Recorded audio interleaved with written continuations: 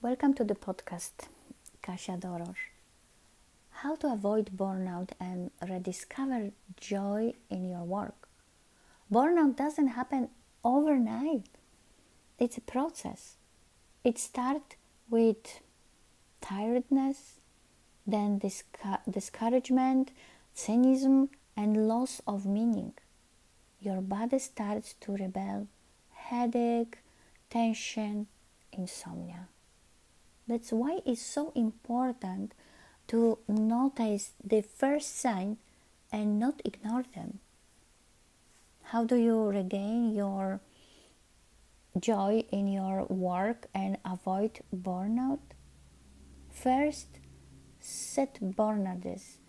Learn to say no to tasks that go beyond your capacity and steal your time for recovery. Second, remind yourself what you love about your work. Who benefits from it? What value do you bring to others?